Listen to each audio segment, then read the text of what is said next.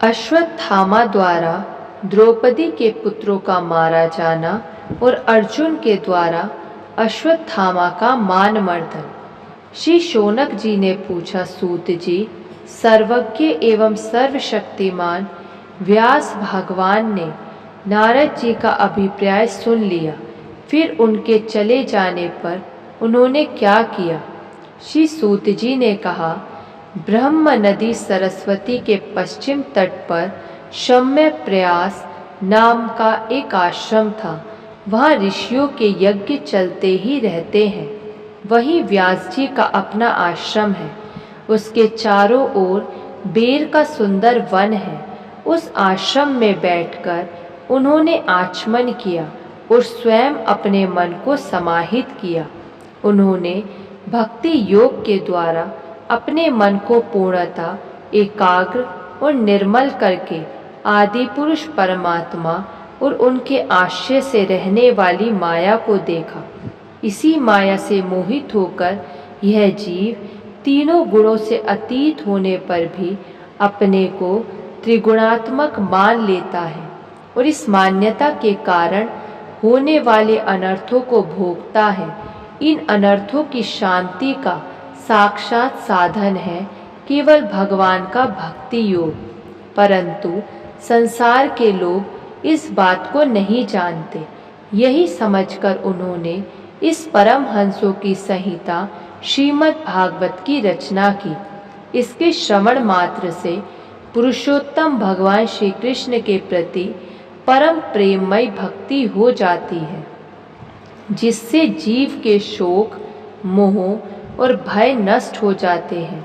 उन्होंने इस भागवत संहिता का निर्माण और पुनरावृत्ति करके इसे अपने निवृत्ति परायण पुत्र श्री शुकदेव जी को पढ़ाया। श्री शौनक जी ने पूछा, श्री शुकदेव जी तो अत्यंत निवृत्ति परायण हैं। उन्हें किसी भी वस्तु की अपेक्षा नहीं है। वे सदा आत्मा में ही रमण करते हैं। फिर उन्होंने किस लिए इस विशाल ग्रंथ का अध्ययन किया?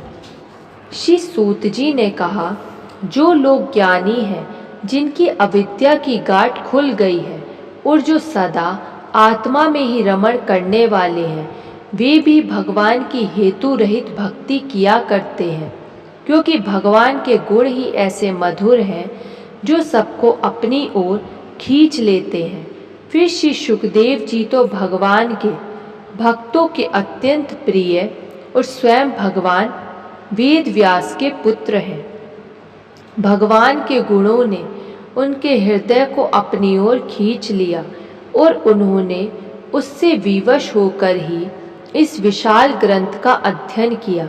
शौनक जी, अब मैं राजऋषि परीक्षित के जन्म, कर्म और मोक्ष की तथा पांडवों के स्वर्गारोहण की कथा कहता हूँ, क्योंकि इन्हीं से भगवान श्री कृष्ण की अनेकों कथाओं का उदय होता है। जिस समय महाभारत युद्ध में कौरव और पांडव दोनों पक्षों के बहुत से वीर गति को प्राप्त हो चुके थे और भीमसेन की गदा के प्रहार से दुर्योधन की जांघ टूट चुकी थी, तब अश्वत्थामा ने अपने स्वामी दुर्योधन का प्रिय कार्य समझकर द्रौपदी के सोते हुए पुत्रों के सिर काटकर उसे भेंट किए। यह घटना दुर्योधन को भी अप्रिय ही लगी, क्योंकि ऐसे नीच कर्म की सभी निंदा करते हैं। उन बालकों की माता द्रौपदी अपने पुत्रों का निधन सुनकर अत्यंत दुखी हो गई। उसकी आंखों में आंसू छलछला आए। वह रोने लगी। अर्जुन ने उसे सांत्वना देते हुए कहा, कल्याणी, मैं तुम्हारे आंसू तब पोंछूंगा जब उस आतताई ब्राह्मण धाम का सिर गांडीव धनुष के बाणों से काटकर तुम्हें भेंट करूंगा और पुत्रों की अंत्येष्टि क्रिया के बाद तुम उस पर पैर रखकर स्नान करोगी। अर्जुन ने इन मीठी और विचित्र बातों से द्रौपदी को सांत्वना दी और अपने मित्र भगवान श्री कृष्ण की सलाह से उन्हें सारथी बनाकर कवच धारण कर और अपने भयानक गांडीव धनुष को लेकर वे रथ पर सवार हुए तथा गुरुपुत्र अश्वत्थामा के पीछे दौड़ पड़े। बच्चों की हत्या से अश्वत्थामा भी मन उद्विग्न हो गया था। जब उसने दूर से ही देखा कि अर्जुन मेरी ओर झपटे हुए आ रहे हैं, तब वह अपने प्राणों की रक्षा के लिए पृथ्वी पर जहाँ तक भाग सकता था, रुद्र से भयभीत सूर्य की भांति भागता रहा। जब उसने देखा कि मेरे रथ के घोड़े थक चुके हैं और मैं बिल्कुल अकेला हूँ, तब उसने अपने को बचाने का एकमात्र साधन ब्रह्मास्त्र ही समझा।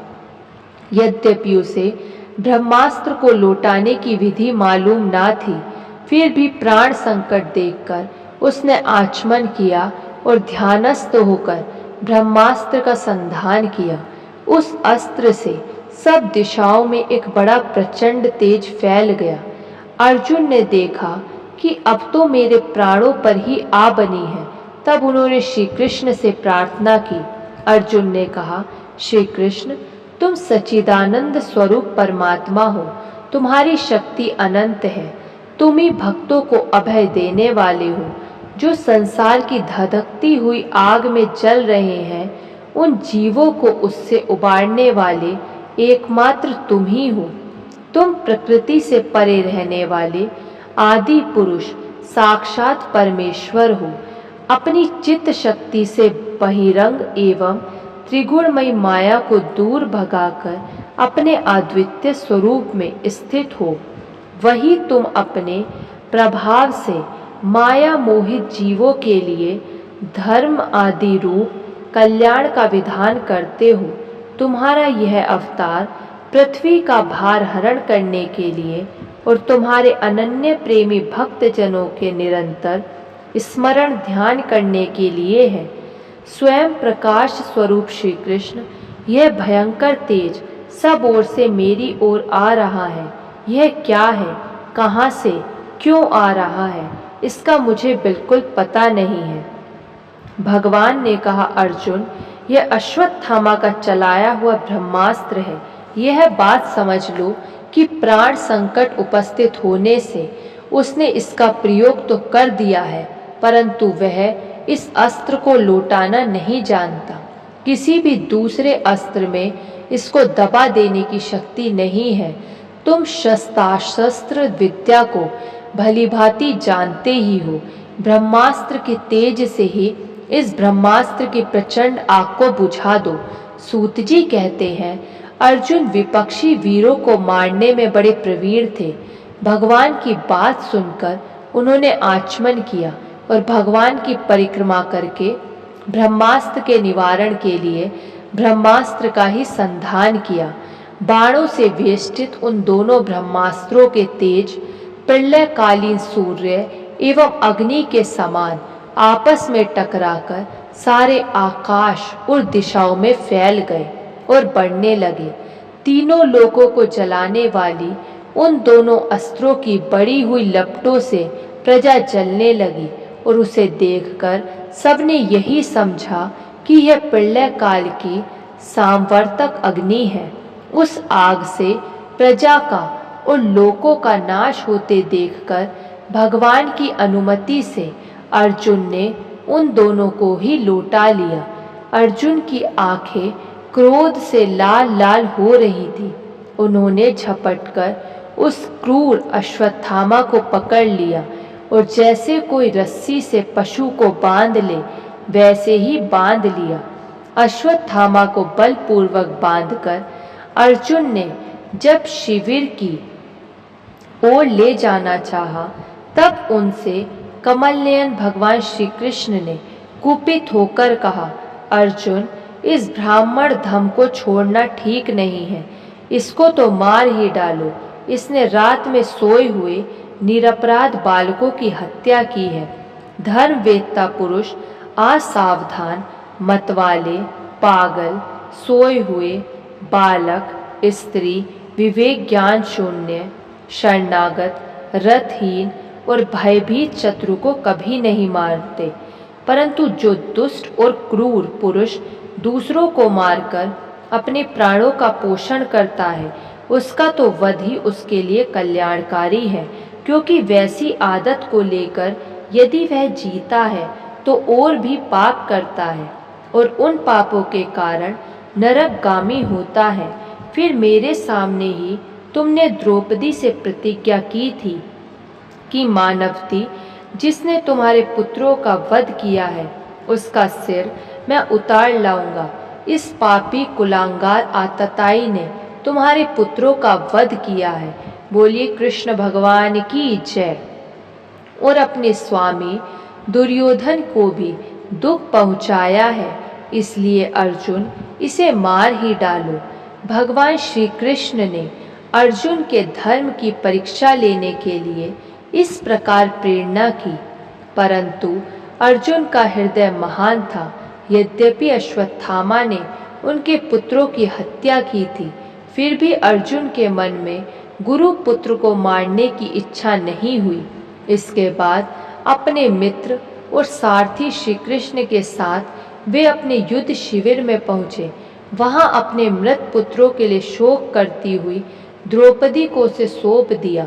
द्रौपदी ने देखा कि अश्वत्थामा पशु की तरह बांधकर लाया गया है।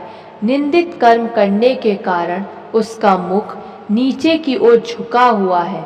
अपना अनिष्ट करने वाले गुरुपुत्र अश्वत्थामा को इस प्रकार अपमानित देखकर द्रौपदी का कोमल हृदय कृपा से भर आया और उसने अश्वत्थामा को नमस्कार किया। गुरुपुत्र का इस प्रकार बांधकर लाया जाना सती द्रौपदी को सहन नहीं हुआ। उसने कहा, छोड़ दो इन्हें, छोड़ दो, ये ब्राह्मण है, हम लोगों के अत्यंत पूजनीय हैं, जिनकी कृपा से आपने रहस्य के साथ सारे धनुर्वेद और प्रयोग तथा उपसंहार के साथ संपूर्ण शास्त्र का ज्ञान प्राप्त किया है। वे आपके आचार्य द्रोण ही पुत्र के रूप में आपके सामने खड़े हैं। उनकी अर्धांगिनी कृपा अपनी वीर पुत्र की ममता से ही अपने पति का अनुगमन नहीं कर सकी। वे अभी जीवित हैं। महाभाग्यवान आर्यपुत्र, आप तो बड़े धर्मज्ञ हैं। जिस गुरुवंश की नित्य पूजा और वंदना करनी चाहिए, उसी को व्यथा पहुंचाना आपके योग्य कार्य नहीं है। जैसे अपने बच्चों के मर जाने से मैं दुखी होकर रो रही हूँ और मेरी आंखों से बार बार आंसू निकल रहे हैं, वैसे ही इनकी माता पतिव्रता गौतमी ना रोए। जो उच्च श्रृंखल राजा अपने कुकृत्यों से ब्राह्मण कुल को कुपित कर देते हैं, वह कुपित ब्राह्मण कुल उन राजाओं को सपरिवार शोकाग्नि में डालकर शीघ्र ही भस्म कर देता है।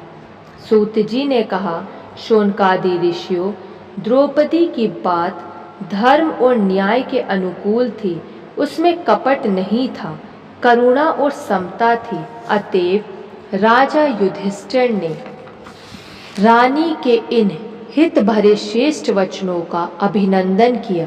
साथ ही नकुल, सहदेव, सात्यकी, अर्जुन, स्वयं भगवान श्री कृष्ण और वहां पर उपस्थित सभी नर नारियों ने द्रौपदी की बात का समर्थन किया। उस समय क्रोधित होकर भीमसेन ने कहा, जिसने सोते हुए बच्चों को न अपने लिए और न अपने स्वामी के लिए बल्कि व्यर्थ ही मार डाला, उसका तो वध ही उत्तम है। भगवान श्री कृष्ण ने द्रौपदी और भीमसेन की बात सुनकर और अर्जुन की ओर देखकर कुछ हंसते हुए से कहा। भगवान श्री कृष्ण बोले, पतित ब्राह्मण का भी वध नहीं करना चाहिए और आतताइयों को मार ही डालना चाहिए।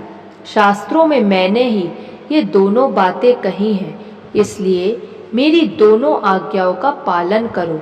तुमने द्रौपदी को सांत्वना देते समय जो प्रतिज्ञा की थी उसे भी सत्य करो। साथ ही भीमसेन, द्रौपदी और मुझे जो प्रिय हो वह भी करो। सूत जी कहते हैं, अर्जुन भगवान के हृदय की बात तुरंत ताड़ गए और उन्होंने अपनी तलवार से अश्वत्थामा के सिर की मणि उसके बालों के साथ उतार ली।